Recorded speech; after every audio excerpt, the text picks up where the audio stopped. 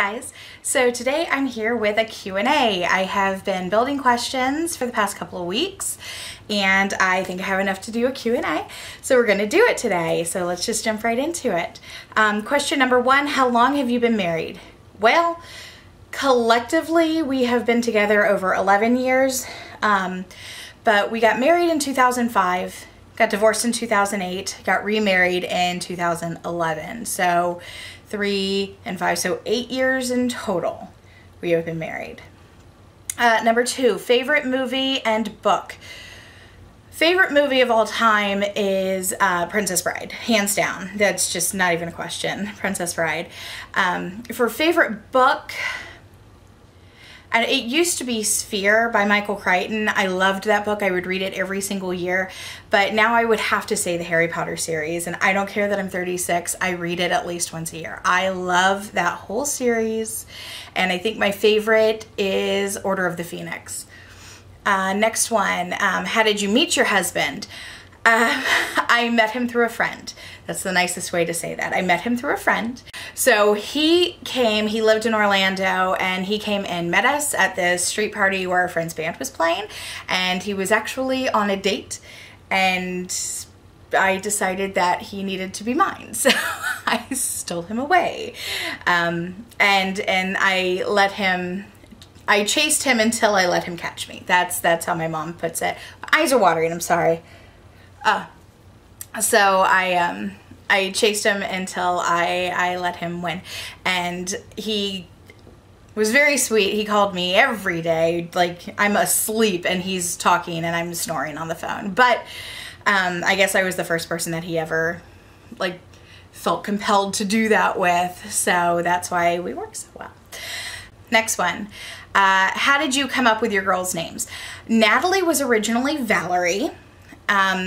She was Lillian and then she was Valerie, and I was watching Love Actually one day. Eddie was at work and I'm sitting on the couch watching Love Actually, and there's a girl in there named Natalie, and I'm like, oh, Natalie, that's hands down, no question about it, it's Natalie, that's her name. And from that point on she just felt like a Natalie, so that's what she was. For Katie, she arrived 6 weeks early, so we had not narrowed down a name on her yet. We had a short list, and after she was born and we were in recovery because I had a C-section and she was in the NICU, so they whisked her off to the NICU and she was hooked up to a CPAP and everything. We saw her just very briefly before they whisked her away, and Eddie was sitting in the recovery room with me because they wouldn't let him in the NICU yet to see her. Excuse me. And we narrowed it down to Hannah and Caitlin. And since I picked Natalie's name, I let him pick, and he chose Caitlin. And we call her Katie for short, but Caitlin will be a great name for when she's a professional, whatever she decides to be when she grows up. Let's see, next question. Do you have any tattoos or piercings? I had my ears pierced. It was not my idea to get my ears pierced, and they are no longer pierced. I had my tongue pierced twice. I pierced it once, but I was working for Disney, and even though I had a clear stud through it, I was made to take it out. And then after I stopped working for Disney, I pierced it again. It is not pierced anymore. Tattoos, I have 1, 2, 3, 4, 5, 6. 6 that you can... I'll go through all my tattoos at some point if you want me to do that. Leave me a comment below if you want me to do a video about tattoos, and I'll show you all of my tattoos. So technically it was 8 times that I went in for tattoos, but it counts as 6 tattoos on my body. I'll leave that there. And next one, oh, I love this question. What was your thing in high school? My thing, my clique, my people. I was a drama geek, just total drama geek. I took drama simply because I couldn't draw and you had to have an art. So I took drama. I've actually been a theater kid my whole life. My first solo was in a church play when I was 5, and I was an angel holding this giant microphone, and it was adorable. Adorable looking back on. I don't remember it happening because I was 5. But yeah, I was a drama kid, and I was also on the speech team. Okay, and next, Lisa Lamb left me 2 questions, 2 general questions and then 2 TTC questions. So I'm separating them out. So her first question is, I have naturally curly but very frizzy hair. I saw your hair care routine video, which I will link right there. are there any products that seem to work great to keep the curls managed? I prefer all natural products as much as I can do them. So for shampoo, I use, from Basin, I use their shampoo bars. Works like a bar of soap. And you just rub it through your wet hair and it's amazing. It leaves your hair clean, but it doesn't strip the oils out of it. And then I'll use any conditioner. I have not found an all natural one that really works for my hair. They're not emollient enough, and you know, with naturally curly hair, it's naturally dry hair, and I need a lot of moisture, so I use a multitude of conditioners. I'm not really so picky. I can't use anything Garnier because I'm allergic to it, but other than that. And then afterwards, I always use coconut oil. I use R&B from Lush, which is amazing and full of all kinds of good oils and fats. And if that doesn't seem to be working, like this summer I had a hard time because it was just so humid here in Florida and my products weren't working. So I go with Herbal Essence. It's called Tousle Me Softly Tousling Mousse. It helps define your curls but still keeps them soft. I don't like it when my hair is crunchy. You know, that like 90s tight ringlet crunchy, you know, just don't look at it or it'll break off hair. I don't like my hair to be like that. So this is really good mousse because it does have alcohol in it. I try to avoid alcohol, but when I need it, I'm gonna use it. And it really holds the curl together. It keeps them from being frizzy but still touchable. So if you touch it, it's not going to be crunchy, and it also won't frizz out right away. So I like using these two things in combination along with some coconut oil. And her next question is favorite primer and moisturizer. My favorite moisturizer, and you can't even see it because it's all oily and disgusting, but I like face oils and the anti-aging face serum from Made with Peace and Love. I will find a better picture because that's just disgusting.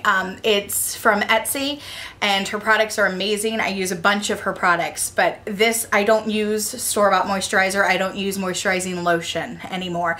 I use this oil and it's incredible. It has changed my skin. I used to have dry patches and adult acne, and this has really cleared all of that up, and it's helping, although my eyes are still watering, it's helping with any of the fine lines I'm getting around here and the crepiness. It really helps with that. As for primers, I swear by the Smashbox Photo Finish in green. I have a lot of redness in my skin and this counters that redness. So I really like it for that, and it really helps with pores. I have huge pores too when I live in Florida and it's always hot. So my pores always seem to be open. Another thing I found for pores, because she mentioned having large pores, I use a blending sponge. Sometimes it's a beauty blender, but not always. You can get some that are not quite as expensive and are still really good. But if you press the product into your skin, it seems counterintuitive, like pushing it into your skin is going to cause your pores to get clogged and give you breakouts, but it doesn't. As long as you wash your face at the end of the night, you know, you're already getting stuff into your pores when you put your moisturizer on. So if you push into the pores and then you push the powder into your pores with the same damp blending sponge, like after you do all of your foundation, get your powder, loose powder or pressed powder, whatever you want, onto that same sponge and push it into your skin, and it just fills in those pores and it gives you a really nice airbrushed look. Okay, on to TTC Q&A questions. From Lisa, she had two as well. The first one is, what keeps you going cycle after cycle? Any tips, tricks, fun things to do that help you pass the time? No, I wish I did have tips and tricks. I obsess and I test early. That's how I pass the time. I buy tests online, so I'm not wasting, you know, a $7 test every time, and I start testing ridiculously early because, you know, I've been doing this. This time we have been trying to conceive this baby since May of 2011. So over 6 years, or over 5 years, we have been trying to conceive this baby. Now, what keeps me going month after month is that I truly believe that there is a plan for each of us and things happen in their own time. I have taken 2 years of that time and not done a thing, not temped, not used OPKs, not used anything. I would keep track of my periods just so I had it in Fertility Friend. I would always keep track of when my periods started. But we didn't prevent, but we what was going to be was going to be. And, you know, keeping it fun, my husband does not like the TTC process. He would love to have another baby and he loves it when I'm pregnant, but the whole process of scheduled sex just doesn't appeal to him. So I don't tell him when I'm ovulating, you know, it's not, I don't say, okay, I'm ovulating, we need to get on this now. I just get a little more flirty with him, you know, and just, you know, it's like, I know we need to have sex so that we can try to get pregnant, but he doesn't need to know that that's why I'm being extra flirty today. So that's how I keep it fun and keep him involved in the process, because he's like, I feel like I'm being used. I'm like, okay, I'm using you for something that's already fun for you, and then I have to do all the rest of the work, but that's how we keep that fun. And the next one was, how many times during your fertile window do you use OPKs? I've heard using 2 times a day is good. What do you do? I only use them once a day. I know people have said, you know, use in the morning, use in the evening, or you're going to miss your window because it's a 12-hour luteal phase, blah, blah, blah, blah, blah. And it may be because I have PCOS, but I have talked to my OB before, and they said, if you do it the same time every day, you're more likely to catch your surge. Doing it first thing in the morning, unless you have a digital test that reads better first thing in the morning, isn't going to help you. Because it's not built up. It doesn't build up while you sleep like HCG does. LH doesn't build up that way. So if you test at the same time every day and be consistent with that, you're more likely to catch your surge. So that's what I do. I typically test at 3 p.m. while I'm, you know, in that fertile window. And because my cycles fluctuate, I will start testing fairly early. So I like to buy OPKs online so that they are cheaper and I can do them for longer if that's what I need to do. But I only do it once a day. But I also temp and I use a saliva microscope. So I trust the temping more in the saliva microscope. I trust the temping in the saliva microscope more than the OPKs anyway, because I have PCOS. Okay, next question. Have you ever tried Clomid? No, I have not tried Clomid because our insurance doesn't cover it. And the last one is from Shani Rose, I'm sorry if I'm saying that wrong. I've been curious when watching your videos why you don't seek more drastic medical attention. No judgment, just curiosity.